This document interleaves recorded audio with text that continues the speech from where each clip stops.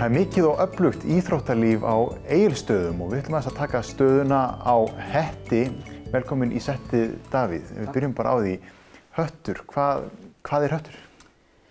Íþróttafélag Höttur er í rauninni bara íþróttafélag sem samanstendur af 8 deildum og við höldum úti bara íþróttastarfi hérna í sveitafélaginu. Og bæði auðvitað í meistaraflokksstiginu og eins unglinga- og barnastarfi. Og hvað eru að tala um marga iðkendur? Á síðasta ári eða á síðasta rekstrarárið 2017 sem við gerðum upp að þar vorum við með 840 iðkendur í þessum 8 deildum. Já. Og 2 stærstu deildirnar okkar í fjölda iðkenda eru 2 í rauninni, það er fimleikar og fótbolti. Og síðan eru körfubolti, kemur þar á eftir. Síðan eru frjálsar íþróttir og síðan eru svona minni deildir eins og taekwondo, blag, sund. Þetta eru marga deildir og mikill fjöldi og þetta er eitthvað sem maður getur klárlega verið stoltur af. Já, og það er þetta bara líka mikilvægt fyrir svona samfélög út á landi að geta boðið upp á starf sem höfða til fleiri heldur en bara svona einstaka hópa. Og í því starfi sem við höfum verið með þá má segja að það eiga flest börn að geta fundið eitthvað við sitt hæfi hérna. Akkurat, og þetta er það sem fjölskyldur horfa í þegar þeir eru að hugsa að flytja út á land. Já, ég allavega hef haldið því fram meðan ég hef setið sem formaður að hérna, þetta skiptir bara gríðarlega miklu máli fyrir samfélagið. Já. Og hvernig íbúa þróun mun eiga sér stað til framtíðar. Og þið eru líka að horfa til framtíðar með mikill uppbyggingu. Já, sem dæmi að þá byrjuðum við á að endurnýja gólfefni í núverandi sal og kláruðum þann verkþátt í samstarfi við sveitafélagið auðvitað.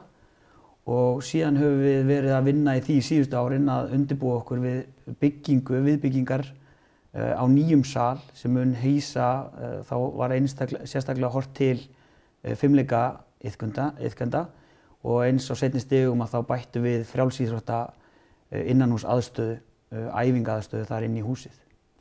Þetta kemur til með að vera mikil lyftistöng og líka bara losa rými fyrir aðrar greinar í sölunum. Já, þetta mun bara gjörbreyta aðstöðu okkar til þess að geta boðið upp á bara faglegt og gott starf. Í núverandi ástandi að þá hafa fimleikarnir verið með 60–65% nýting á salnum. Þessi grein þarf að byggja upp í hvert sinn og taka niður.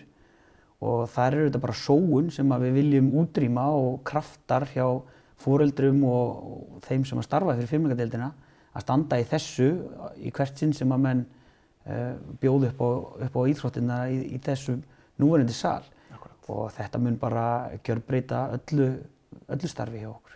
Hvernig eru kynjahlutföllin hjá okkur?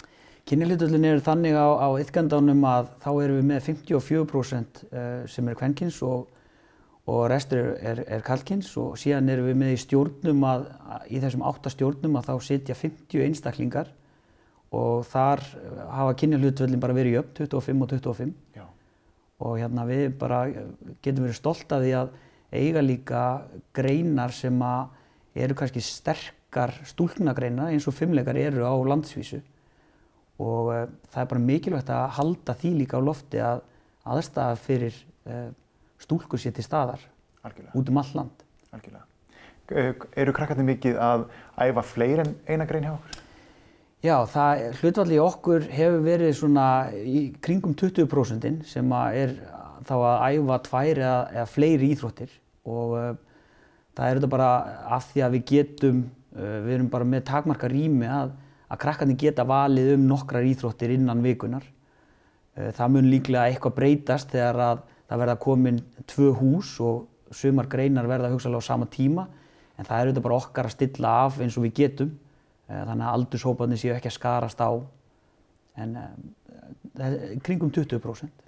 Og þetta skiptir líka máli að því fyrir krakkar sem þurfa mikla hreyfingu að geta fengið einhvers staðar útrás fyrir hana að það sé ekki bara 2 eða 3 æfingar í vikuna, séu fleiri æfingar. Þetta er bara eitthvað sem margir þurfa. Já, og það er svona almennt fyrir sveitafélagið okkar erum við bara með það eru önnur félög sem að bjóða annars konar starf og þetta eru bara sterkt og vel staðið að þessu starfi og börnin geta bara valið nokkuð mikið og við höfum bara að halda áfram að styðja við þetta er bara gríðarlega mikilvægt fyrir barnafjölskyldur að geta átt kosti á góðu og miklu starfi. Nú þekkið þið það, nú ferðalögin í kringum þetta allt saman, þau eru mikil og það kannski langt að sækja í keppnir og mót í mörgum greinum, tölum við fótboltann og fimleikana. Já, það eins og svo sem hefur verið talað lengi innan íþróttahreyfingarinnar að þetta auðvitað erfitt að þurfa að fjárafla og eyða peningum í ferðalög meðan að kannski önnur félög þurfa í rauninni ekki að pæla í þessum hlutum. En hingað til auðvitað bara öflugt fólk sem stendur á bak við hlutunum hérna og við bara reynum að finna leiðir. Já. Og það hefur þetta gengið en auðvitað þetta erfitt, sérstaklega þegar þú ert langt frá höfuðborginni. Algjörlega. Og krakkarnir líka að finna fyrir þessu þegar þeir mæta á mótina, það tekur bara tíma að jafna sig eftir svona ferðalag. Já, og það auðvitað bara, það mikið ferðalög og mikið kostnað sem að fer og er borinn af foreldrum. En þetta auðvitað bara hluti af því að búa á Íslandi og við bara gerum gott. Það er ekkert eins skemmtilegt eins og að fara í ferðalag með barninu sínu og sofa á dýnu í grunnskóla. Það er bara, bakið á manni verður alveg eins og nýtt eftir þá helgi.